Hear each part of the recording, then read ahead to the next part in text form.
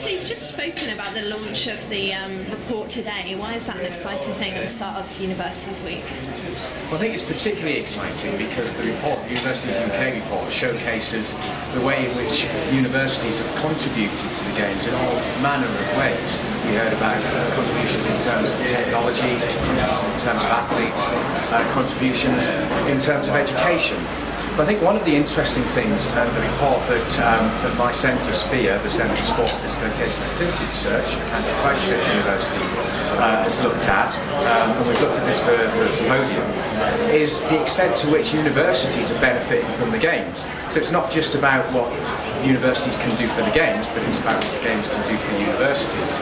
And over 90% of universities are saying that they are either involved or expect to be involved in the Games-related projects in the run-up to 2012. Two-thirds of them are saying that they expect to have tangible legacies from the Games. So it's really exciting, really, for people in universities who initially probably thought, well, apart from supplying athletes, universities don't really get much from this. Universities get a whole range of things from the Games.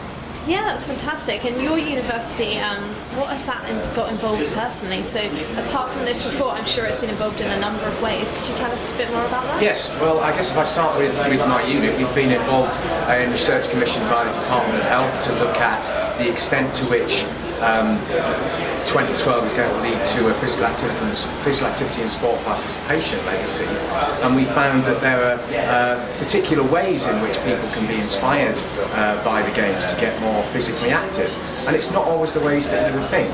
So we found out, for example, that although sport does inspire people who played sport in the past to get involved again, or it inspires people who are playing a little bit of sport to play a little bit more, we actually find that the sporting things don't inspire people who aren't interested in sport to get more physically active, as you might expect.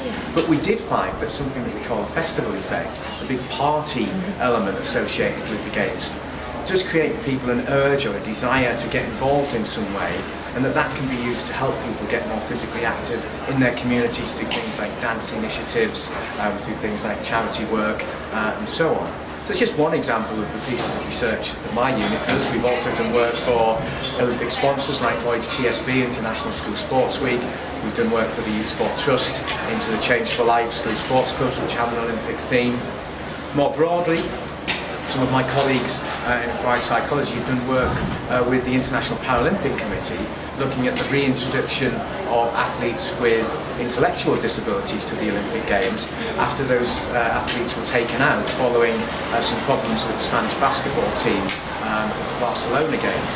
And so what they've looked at is ways in which we can do eligibility tests for intellectual disabilities to enable that category to participate with the Games again. I guess in terms of things like training camps, we have the Puerto Rican team staying with us down at Canterbury. That's recently been agreed.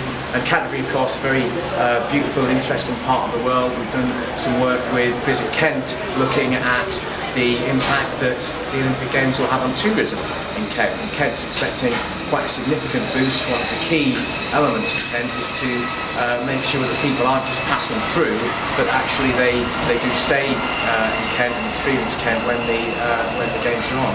So I guess my university's been involved in terms of research, in terms of development activities, in terms of hosting training camps, and in terms of engagement with its local community. I think that's probably pretty representative of universities across the country.